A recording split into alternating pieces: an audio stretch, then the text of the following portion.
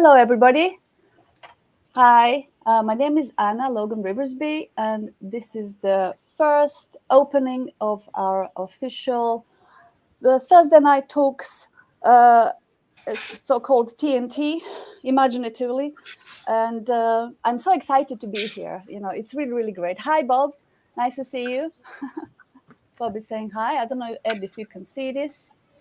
I can see it. Excellent. So Ed and I are testing this new software. So we have no idea what's going to happen, whether or not we're going to press the wrong button and everything is going to go boof, in line with TNT, Thursday Night Talk, sort of tech skills,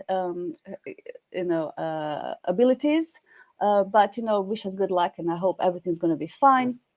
And so to start officially, you know me already, some of you don't. So my name is Anna Logan Riversby, and I am the founder of Outsourcing VA Services, a recruitment agency that provides virtual assistants to Amazon sellers and small to medium business owners. And tonight's talk, I have invited a really, really amazing person, Ed Dassie, who is from the States, who is a successful Amazon seller and the coach for e-commerce business school, to talk to us about a question that's been asked a lot of times across all the groups that I've seen about a lot of sellers, is how to start the business, how to organize the business, which processes to put in place to make it effective and to make it into a successful business that you can provide income for your family. Really, everybody's interested in that. And so Ed has kindly agreed to come along and help us answer these very important questions for Amazon sellers. And one of the reasons I like Ed is that he keeps it real. He's an honorable and realistic person. He's not going to, tell you something that it's not true. That's why I invited him, because we're going to get some really great insights from Ed tonight. So, Ed, welcome. Thank you. Thank you for letting me be here. Most welcome. My pleasure. Okay, so Ed, you are now a successful Amazon seller who has, organized his business into a mature endeavor, but it was not always this way, of course. So can you tell us a little bit about yourself and how did you start your Amazon business? What happened for you to end up doing this full time? Well, I started back in 2016, actually. I started my little Amazon business with the allure of I want to have some kind of online e-commerce business, something that can be, I can do from home. I could be with my family, and, just do something that is my own thing, right? And my wife and I already had a business where we were working with children with special needs. We do a movement therapy, and we were doing that for 10 years. Over the 2016 period when I started Amazon, I kind of did Amazon on and off. I did it the wrong way, on and off, on and off. I would do it. I would do real great for a month, and then I'd take 3 months off, and then I would do another couple of weeks, and then I would take 4 months off. Not the way to do it. Okay. But then this thing happened around the world called this, what was it called? The pandemic. Right. Yes. And for the work that my wife and I did, we were working with children with special needs hands-on, and we were doing it around the world. Canada, Denmark, all sorts of states in the US, Mexico. And when the pandemic hit, really that killed our business because we could not travel any longer.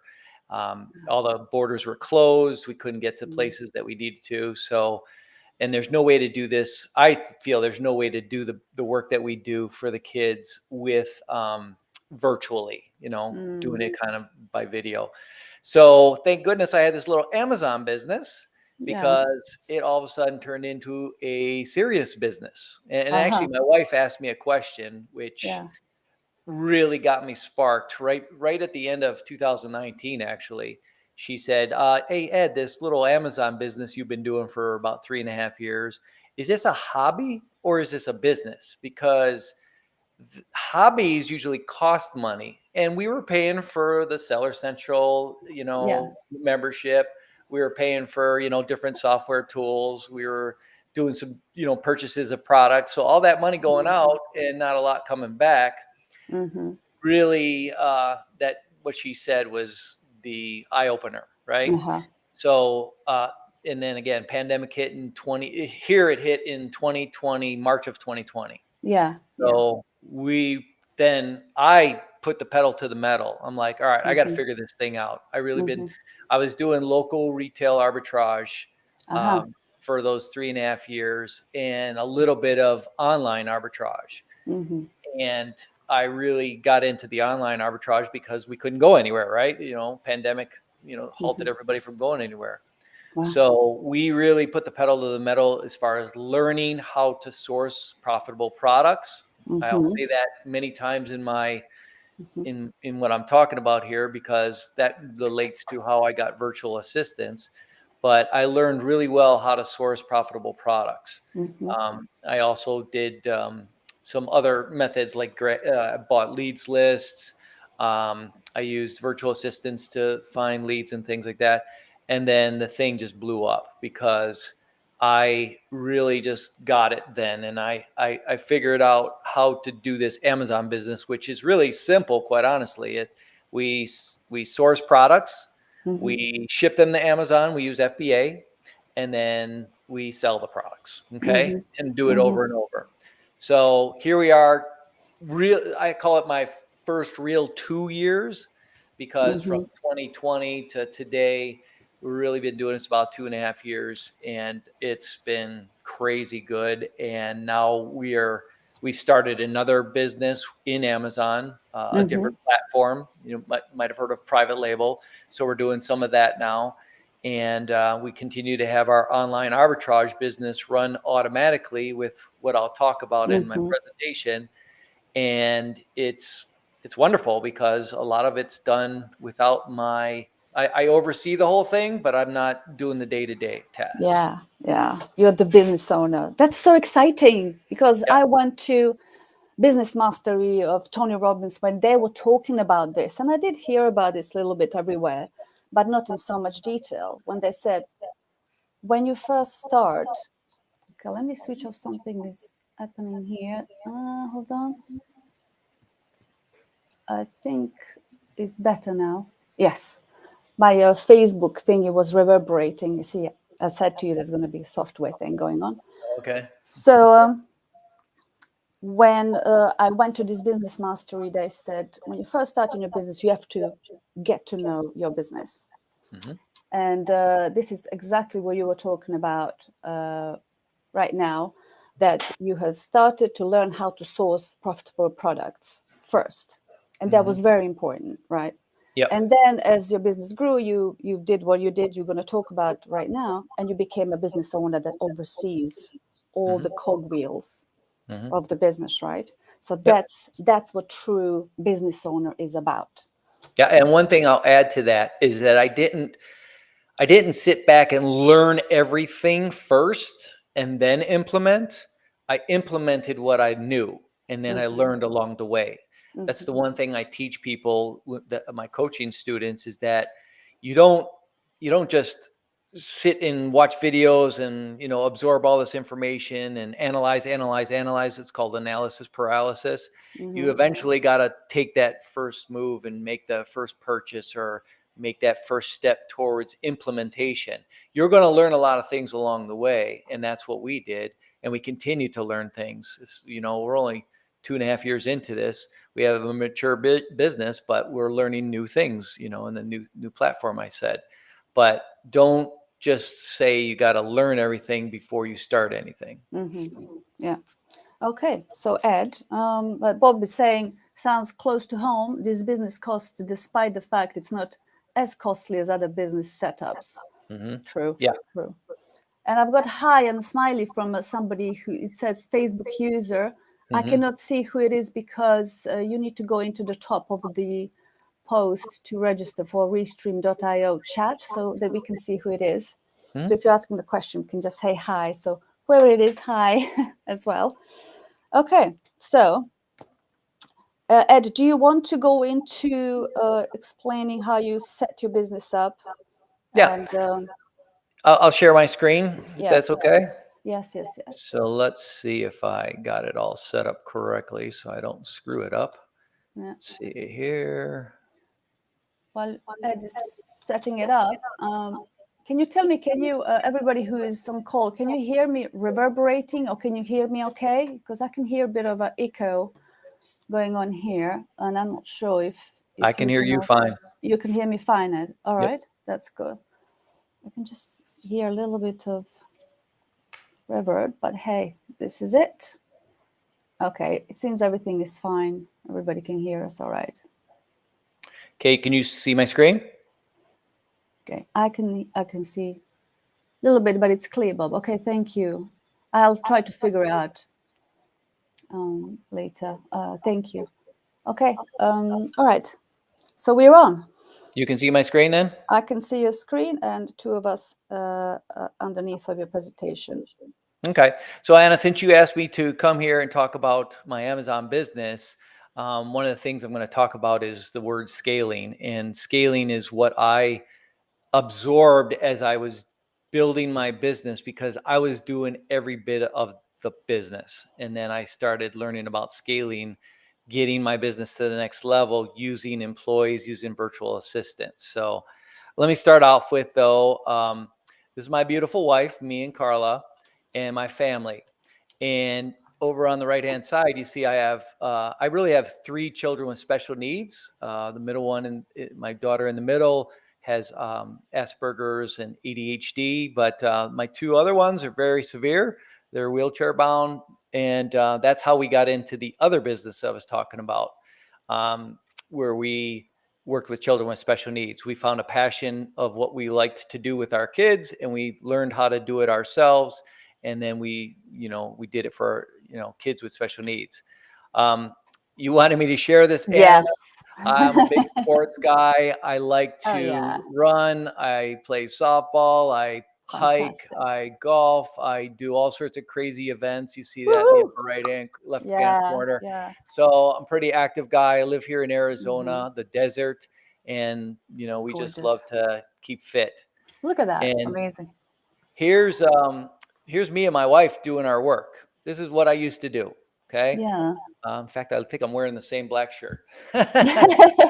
But we loved doing what we were doing. You can see my Mm, wife on the right hand side hugging the kiddos. We worked with all kinds of kiddos with mhm. brain injuries or Down syndrome or Yeah. autism or all sorts of different diagnoses. But we loved doing that, and we did it again for almost 10 years, and we didn't see it stopping, but this pandemic thing saw it stopping. So, Mm, and who knows if we'll ever go back to it because Amazon is just going crazy now. So, all right, here's the beginning.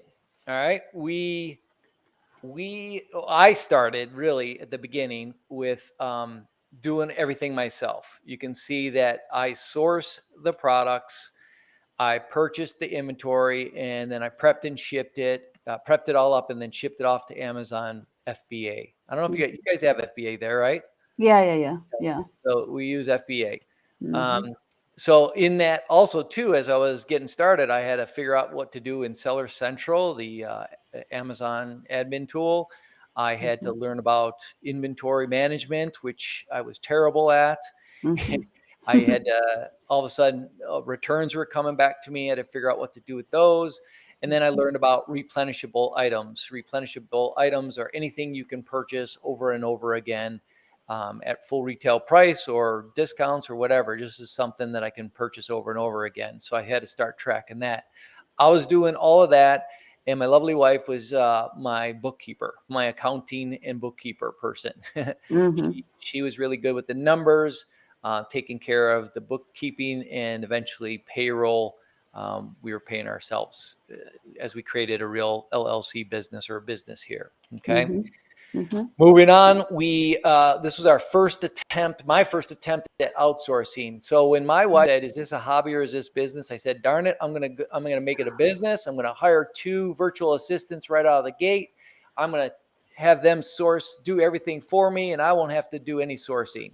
Mm-hmm. So I had them sourcing products for me. They were sending me a list of potential profitable products. I would vet them. That's really where I got really good at sourcing products. I figured out what the heck they were sending me, how to Ah. evaluate them and learn what they were and what they were not, if I wanted to buy them or Mm. not buy them. Okay, so they were doing that for me a little bit. I was still doing some of the sourcing myself, Mm-hmm. as well as then I was the purchaser of my inventory. Mm-hmm. And then the prepping and shipping was shared between Carla. I got Carla roped into helping me out because I was like, if you're not doing our other business, what are you going to do all day? Not Yeah. the right thing to say to your wife, but nevertheless, it worked out. She became Yeah. a partner. Yeah. And still, we have all those other tasks there: Seller Central, admin, inventory management, returns, and replens. Okay, Mm-hmm. Okay. so that first attempt failed miserably. Okay. Um, I ended up getting rid of one of the VA. Actually, I got rid of both of the VAs, and I invested in leads lists. I Uh-huh. started getting leads that were potentially, profitable products. I would still have to vet them, still have to evaluate them. I was doing it all myself, and then I eventually got a virtual assistant back to help me vet those leads because I got a bunch of leads lists. Okay. Mm-hmm. Mm-hmm. And then I eventually turned him into the purchaser as well. So Ah. what I learned was that if I was doing a day-to-day task, I Yeah. needed to figure out how to get rid of it so that I can spend my time on more money-making activities, okay, and Ah. furthering my business. Purchasing and vetting leads was not, I mean, yes, you have to get those things coming in, Mm-hmm. but if they're teachable tasks that I can outsource, then a virtual assistant worked out fantastic for this. So Mm-hmm. I got them purchasing, I got them vetting all my leads and doing that over and over. I was still doing the prepping and shipping. Carla was helping me in that. And this was a big move right here. The inventory management became a mess. Mm-hmm. And Carla said, well, why don't I help you with that? Mm-hmm. And she created a spreadsheet system of, tracking where the products were in any given place, Mm-hmm. from the time they're ordered to the time they're delivered, and if there's any issues with the order, and then eventually getting off to shipping them. Okay. Mm-hmm. So she took that over, and that was a big old outsource right there. And Wow. then still Seller Central, if you look at this chart, then I had my virtual assistant doing all of the vetting and the sourcing. My Mm-hmm. wife was doing all the inventory management and accounting. I still was doing the prepping and shipping, but then what became a burden, a Mm-hmm. bottleneck, as I say at the top, the Seller Central admin returns and replens. Seller Yes. Yeah. Central was taking hours to deal with all kinds of, and I was learning it along the way. Yeah. So it's taking all sorts of time. So I eventually identified that bottleneck, and I'm like, I got to do something about Mm-hmm. that. So, so then Mm. so then what we did is we started getting some software packages that would help us, do some Seller Central stuff. So Seller Bench was my first attempt at getting a reimbursement service, Uh-huh. um, and I'm not affiliated with them in any way, but I'm just showing you what I've Mm-hmm. used. Sure. uh, Sure. and then I got a repricer, which is a automatic repricing tool for my inventory because Mm-hmm. I was doing all of that manually in Seller Central. So I started offloading some of the work in Seller Central by these tools. Okay. Mm-hmm. Virtual assistant, still doing the vetting of the leads, still purchasing inventory, doing a better and better job every day. Mm-hmm. And then I ended up getting a local employee to do my prepping and shipping. Hallelujah. I Fast. got the prepping and shipping off my plate. Excellent. Okay. And that was another outsourcing thing. I couldn't do a VA with that, but I was able to Mm. do that with a local employee. There's even prep centers out there now that people are using. You can get rid of that whole process and that whole thing off your Okay. plate. My wife was still doing the counting and the inventory management, but then she took over the returns. I don't know Uh-huh. why she took over the returns, but she liked to do that part of it. And then she ended up doing some replens shopping as well. So we were starting to evolve our business into finding more ways to increase our amount of inventory. We had the new leads coming in, the new sourcing products, and now we were getting products that we started purchasing over and over, which became our replens shopping and replens purchasing. Okay. Yeah. Moving on, we evolved even further. I was like, I Wow. got to get rid of this Seller Central admin stuff. So I hired a second virtual assistant. She came from Amazon. She was working as a customer service rep for Amazon. And by the way, guys, there's lots of them out there that are trained on Seller Central. It's one of the greatest things I ever did because I don't even have to do anything in my Seller Central account now. She takes care of all those pricing errors, those listing errors, the IP complaints, Yeah. all the challenges that are inside of there. And my first virtual assistant, he's still doing the sourcing, he's still doing the purchasing, but now we got him doing some replen sourcing as well. Okay, so we added to his tasks, and I think I gave him more hours too. I started all these guys part-time, and then we slowly added more and more hours. That first virtual assistant, he's working 8 hours a day now. The second one's only working 4 hours a day. Okay. So she was doing all the Seller Central admin, and then I had her administering my repricer. So I got that off my plate because I was doing it all myself too. So all these tasks that I was doing day to day, I started offloading them. Excellent. Seller Bench and Seller Basic in the gray there. One software program, and then for the replenishments, and the Seller Basics was to handle what we had a little problem with in Seller Central. I had a little too many IP complaints, and I needed to get some help, and that was a lawyer firm that was able to help us out with a couple of things there. I just put it in there just to know that I couldn't do it myself, so I had to outsource it. Yeah. The local employee in the middle, just jamming on our prepping and shipping, and now added some inventory management stuff for her to do. So you can see I don't have anything directly to me anymore. It's There's all no more blue. Yeah. Yeah. So and then Carla we ended up getting an accounting and payroll firm because it was just becoming a headache for Carla. All the, the purchases and all the, the numbers that she had to run, plus the payroll that she was doing. We ended up getting QuickBooks Online. So this accounting firm now takes care of payroll, bookkeeping, all the sales tax filing, all the annual tax filing, all the complicated number stuff that I didn't want to do and that she was overwhelmed doing. Okay. Which brought her to doing the replens purchasing and management, and the replens, some replens shopping. Every once in a while we still go out and do some local retail arbitrage. And then of course the returns. Sounds like fun. Yep. The returns has always been a fun one. Uh-huh.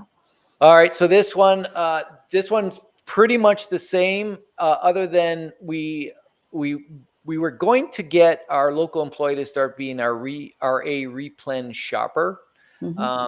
Never worked out well, but so Carla ended up doing some of that stuff. She then took over doing the replens management. We had so many replenishable items that it became a management job that had to be done. As far as the purchasing, the inventory that she could be looking at for replenishable items, and then, doing more sourcing for that. So she was doing all of that and doing it very well. I taught her how to source products too. Oh, beautiful. So I taught my first virtual assistant. By the way, the second virtual assistant in pink, I added to her plate a leads list. So she was doing some OA replens purchasing as well. All right. So just seeing which different tasks I can offload off our plates, and eventually, assigning people different things. If they wanted more hours with the VAs, I would give them more hours by assigning them another task. Okay. All right. And then here we're getting, this is the current situation. Wow. And it kind of jumps a whole year here, but now we've added 2 more VAs. I have one VA doing still my leads purchasing, my inventory purchasing. Yeah. He vets a ton of leads lists, and he does some manual and reverse sourcing. And he's constantly looking for replens for sure. And then our second VA is still our seller central admin. Those two guys have been with me for over a year. And I forgot a little. Look at my little line here. Should be down there. All right. So she admins the Seller Central. She admins the repricer, and she also takes care of some reimbursement software that we have now. We got rid of Seller Bench. We use another one, and our repricer does some of that reimbursement stuff too. The third VA that I have is just doing tactical arbitrage, which is a software tool for producing leads and sourcing products for online arbitrage. And she's vetting those and also doing some manual and reverse sourcing. And we just had to add more leads into the pipeline. And then our fourth VA is doing, we hired one specifically. If you notice, we took it away from Carla. She's doing all of the OA replens purchasing, and as well as the big nightmare, which is the email administration, all the emails coming in from all the places that we're ordering products. It's now offloaded completely, and she takes care of that every day. So that's a huge, time saver. Local employees still here, still doing prepping and shipping and inventory management. Never got rid of her. She's been with us for over a year now too. And by the way, I say VA 1 through 4 and a local employee. We've had local employees quit. We've had VAs leave. We just keep filling them back in. So the two that I've had the two VAs and the local employee that have been with us for over a year has been a godsend, because I don't have to train anybody, new things. One thing that we are actually lacking in, which I'll mention, is creating standard operating procedures, SOPs, so that eventually I can, if a VA leaves or a local employee leaves, I can hand them a manual and say, here's what you do day to day. So something that we have to actually take the time to do. My wife is still doing returns. One thing we wish we could offload, but we'll need a local employee to do that. And we just don't want to hire another person right now. We do have a part-time employee that comes in to list the returns on eBay or Facebook Marketplace or any of the other companies we use for getting rid of those returns. Sometimes we can sell them new, sometimes we can sell them used and still get our money back. And then she's still doing some replens purchasing. She does actually replens and any purchases that the two VAs cannot do. She does those. So that's currently where we're at. One of the things that you asked me is like, when do I get a VA? When you're thinking about it, it's probably too late. I keep saying that. But, like I said before at the beginning, you want to have a knowledge of whatever task you're going to offload so that you can direct them. You can give them your criteria of results. You can train them. You got to have some kind of, I call it being dangerous enough to be able to pass it on to somebody else. Okay. I love it. And many times you're going to find, like when I offloaded the inventory management to my wife, she was way better at it than I was. And she created a system and it was beautiful. I mean, sometimes you're going to find that these people can do things better than even you can. But as business owners, it's our little baby. We don't want to give anything away, right? So I just got crazy with it. I'm like, you know what? If I can outsource it, I'm outsourcing it as fast as I can. Okay. So when to get a VA is as soon as you need one, as soon as you find a bottleneck in your business, as soon as you find that you're spending too much time on anything that's really not a money-making activity, that's when to get one. So that's what I would say for that. Why use a VA is another question we talked about. That would be simple here. It's to get my time back, right? I use employees and VAs to get my time back. You can see some of the activities I like to do. And if I had to do all of this work here to scale my business to where it's at, then there would be no way I'd have enough time to have some fun time. Okay. We take every weekend off pretty much. And I think I spend like 5-10 minutes on my business a day because I have all these things in place. And if I have to spend more than that, I'll figure out how to outsource it. And the big one right now is we're trying to get rid of the returns off my wife's plate so that, that would free up her time. So, and I think, let me know if you have any other questions, but Yeah, yeah. one of the So, things that we talked about was, how to lead a team or how to have this team. yeah, yeah. It's a scary thing to some people. I really just learned that as a business owner, you got to take control of it. Many people like to say to me that I'm training when they're working with VAs is like, well, I want to make sure it's okay with them. Well, it's got to be okay with you as the owner Yeah, first, and yeah. then, you can go ahead and, make sure they're okay with it, but it's got to be advantageous to the growth of your business. You can't be doing things for a bunch of other people and expect your business to grow. I don't mean to say that in a mean way or anything like that, but you got to look at your business as in a bird's eye view and then put the people in places. Remember, we talked about the chess Yes. pieces.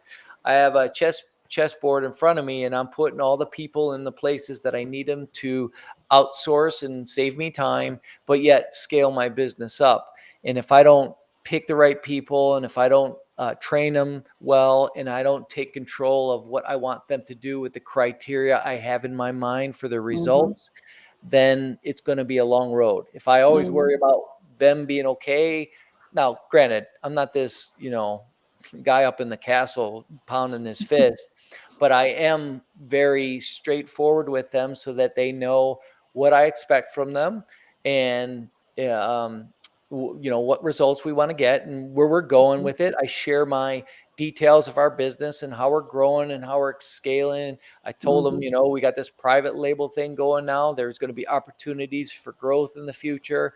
So I'm involving them in the business talk, as well as I get to learn about their families. I mean, these three of these VAs that I've had for quite a while now, they're like family. One of them just got married. We sent her a gift.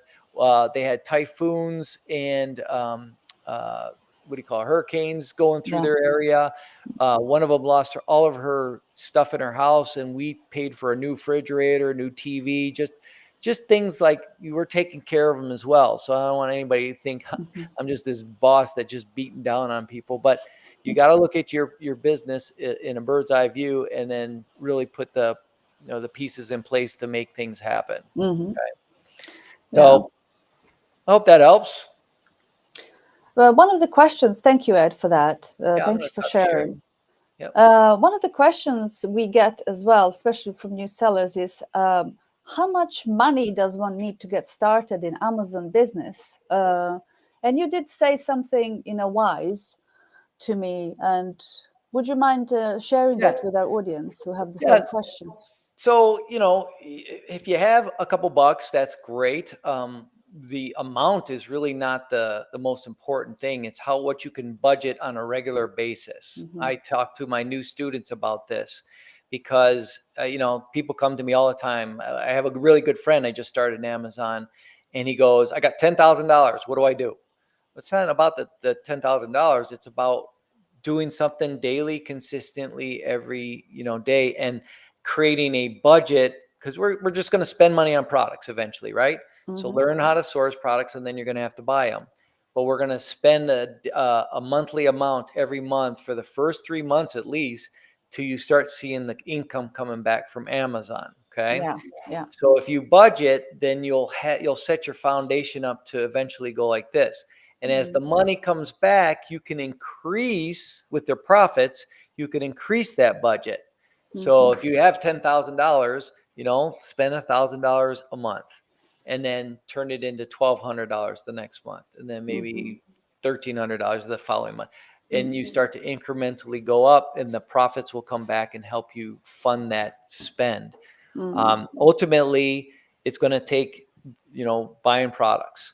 But I've heard one of our coaches in our system, she started with $300, and she just turned that into 300 to 350 to 400. Again, very consistently, took her profits and rolled it right back into her monthly spend, and she just built it up over time, and now she's, doing great. So it's that daily consistent effort that will make your business grow. Do not do what I did at the beginning, which is I got $10,000, I'm gonna blow it all, and then I'm gonna watch my sales go way up, and then I'm gonna see them crash, and then Yeah. I'm gonna be like, oh, I gotta start all over again. That's Okay. what I did as well when I first started. It was Yeah. part-time, put all the money in, and Yeah. then I sort of forgot about it for a bit. I'm like, oh, okay, that's very Yeah. cute. What happened? It was lots of sales and then blah, nothing. It was all Nothing. gone. I Yep. didn't do anything with it. Just Consistency is the key, right? Yeah, consistency. And I think about it like a store. If I had a brick and mortar store, first of all, I would have to put in thousands and thousands of dollars to put on my shelf. Thank God we don't have to do that with Amazon. We can incrementally, it's like we have a little chunk of a shelf, right here, and then we can turn it into a whole store, Yeah. um, little bits at a time. But if I didn't keep putting products on the shelf in that store, who's going to buy? There's no buyers. Yeah. So if you continue to remain consistent, take the profits and roll it in based on whatever your goal is. If you want to make 1,000 profit a month, if you want to make $10,000 of profit a month, your sales will dictate your profit, but you have to increase that amount over time to get to the sales amount that you want to make the profit you want. In regards to strategy as well, I see this question happening.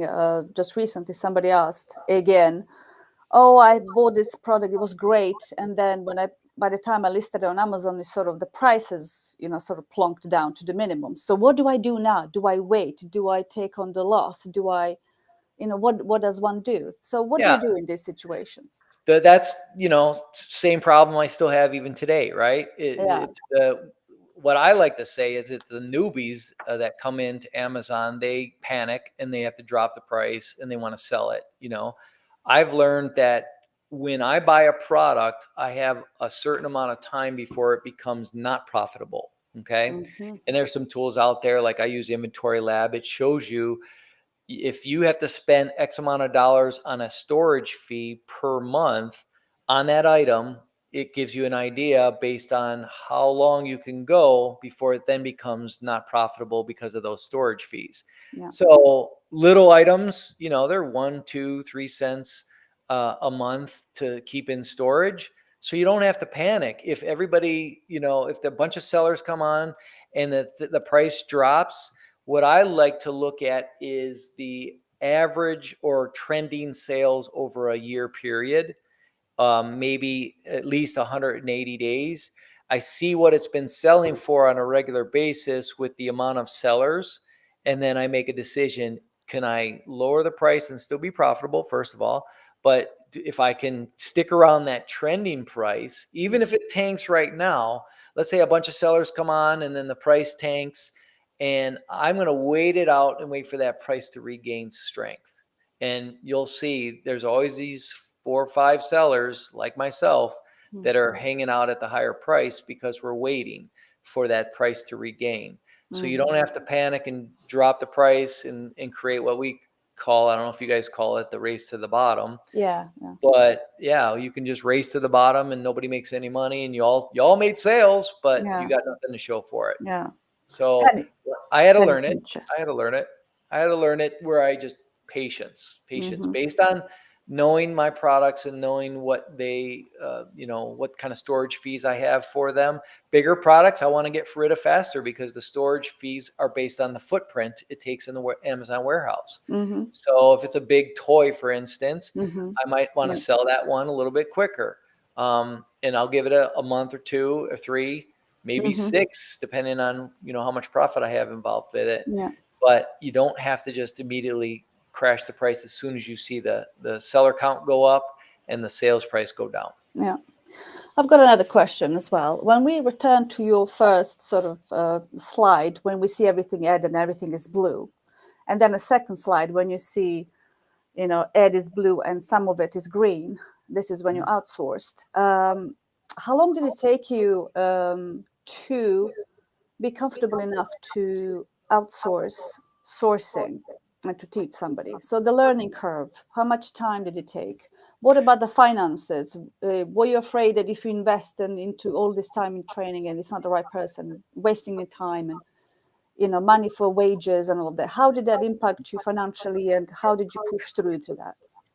Yeah. So first thing is I've made my mistakes. I hired one guy that worked for me for almost a year, and he was the wrong person. And I was that nice guy at the beginning. This is why I'm Ah, more brutal. yes, yes. But Now it's like, now, let's do yeah, it. I'm more brutal now. But back then, I was like, oh well, he's got a family, and he's if you're I'm going to be a lazy responsible. Yeah. employee, Ah. then you're Mm-hmm. gone. And that's what happened. He got really lax and lazy and didn't produce. And I kept him around. I kept him around. I kept him around. Mm-hmm.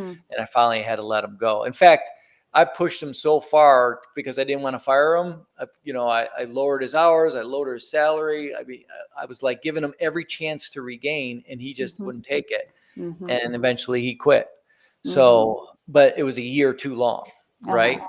So, what was your other question? You asked another one before Yeah, that. yes, it's in regards to that first slide when everything was blue, and then Mm, second one when it was green. How much time did it take, and yeah. what financial considerations about hiring a VA, training them, and whether you have to pay them? So how did you organize that, so it Well, works?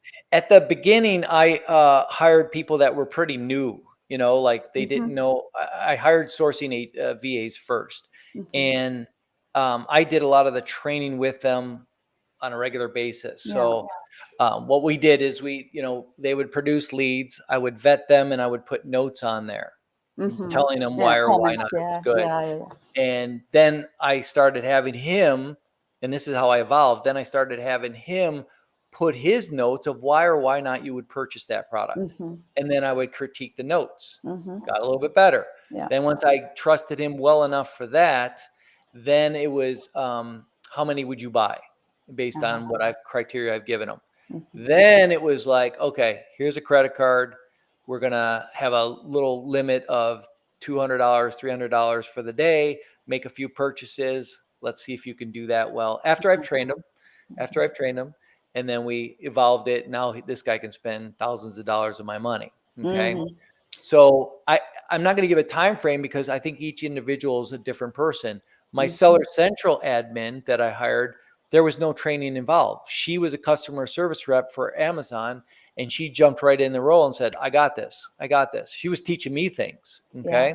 Yeah. So but now today, if I was to hire a new VA, I have certain things I'm looking for Mm-hmm. sure. The qualities are honesty. You're going to show up on time. You're going to work. I like to have my VAs work at least sometime when I'm working, so we have some crossover. So they check in. I like to have them say hello when they come in, Mm-hmm. just as if they were in a cubicle right next to me. Nice. Yeah. If you walk in, you wouldn't just sit down in your chair and start to work without saying hello. So I want them just to say hello when you come in, Mm-hmm. and I can say hello back. Okay. Nice. Yeah. And then at the end of their shift, that's the other thing. I want them working 4 hours in a row at least. The guy that does 8 hours, I have him working 4 hours, take a break, and then work another 4 hours. I Mm-hmm. want them working their shifts in a row. Not, there's a little bit of a lure of having a VA working while you're sleeping. I think that's the Mm-hmm. worst thing. Yeah. I need to have them at least work sometimes when I'm around. Mm-hmm. Okay. Yeah.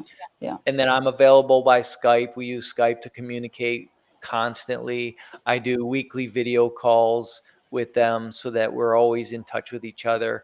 Mm-hmm. You get to know them. You get to know them as a person. You get to know their goals and stuff. Mm-hmm. But and the money, I looked at how much it cost for a VA, and I just knew he's got to produce certain amount of leads to make it worth my while, based on Exactly. the criteria I have, how much profit I want to see on Mm-hmm. these Mm-hmm. products. And now it's a no-brainer that I need VAs because they're going to make me plenty of money. And by the way, I'm paying them plenty of money too. Mm-hmm. They're getting very good wages for what Mm-hmm. other Mm-hmm. jobs they can get in the Yeah. field. I had Yeah. Filipinos Yeah. working for me.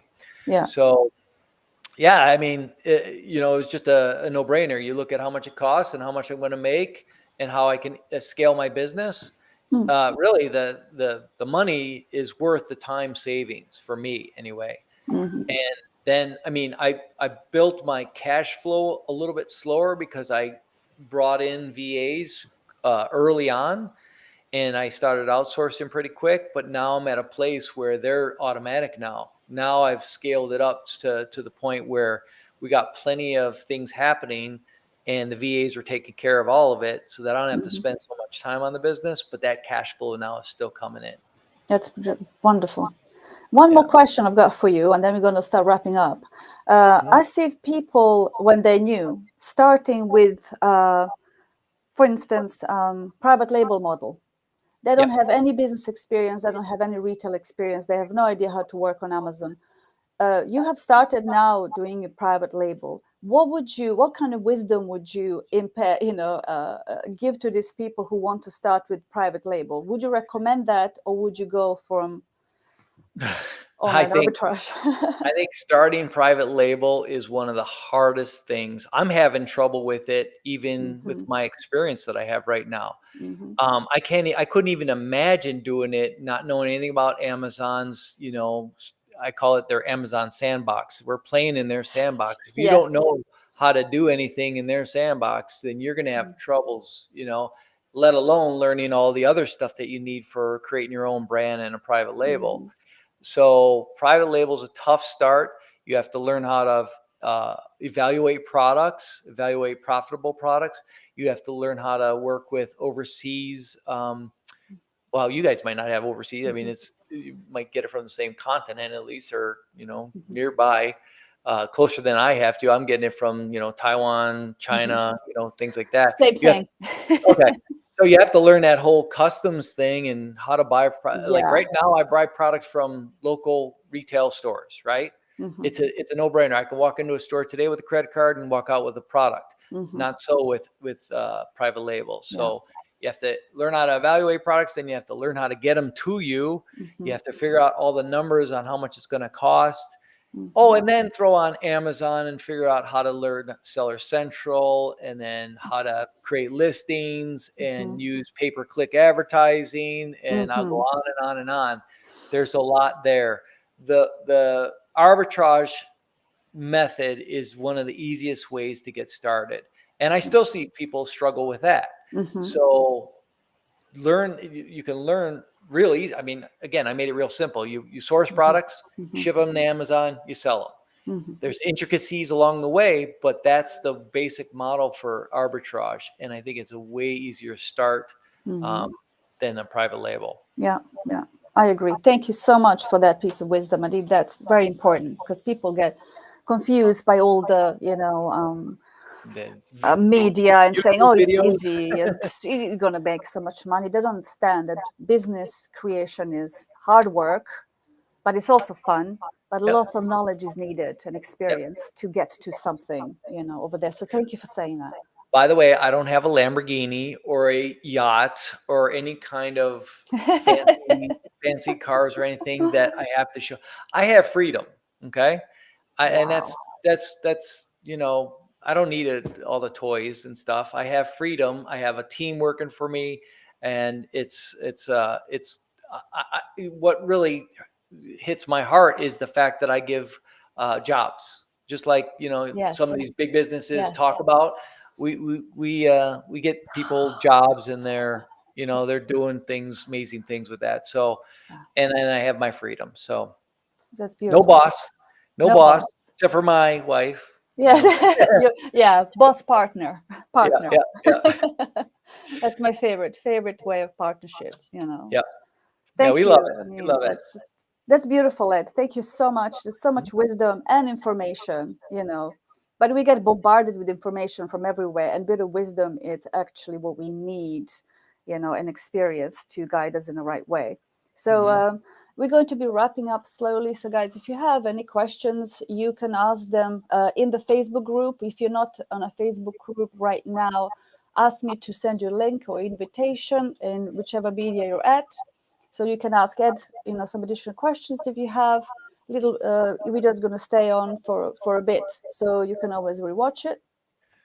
And I saw yeah, that comment by Bob Taylor. It says a little yes. bit, but it's clear. I'm not sure if Oh, that. I was asking if there's a some kind of like a reverberation or some sort of echo going Oh, okay. on, Oh, because that's right. Okay. I could hear it I thought it was a myself. question on something I Yeah, covered. yeah. Okay, that's fine. Okay, so we're gonna wrap this up. I'm just gonna invite everybody to join us next week. As per popular demand, I'm going to be talking about how to start Amazon business, like in more detail, so everybody's clear on that. But Ed has given you some wisdom and overview of how he has done it. So see you next week. And Ed, thank you so much again, and thank you everybody for being here. And yeah, so Bob is saying, very interesting and thanks for the share, but trying to take on a VA when I struggle with sourcing myself. Yep. Learn That's that a sourcing. yeah, Learn yeah, that yeah. sourcing. Learn the sourcing a bit more, and you can ask questions about sourcing, and I can share some strategies of how to do that as well, Bob, in the group. And we can talk about it actually next week when I have another live of how to start. Or you can ask Ed for a bit of advice. So I'm sure he'll be there to help out. So yeah, thank you so much, everyone. Thank you, and I think we're going to be wrapping up. I'm pressing end stream now button, and Ed, thank you. You're very welcome. Thank you. Bye bye.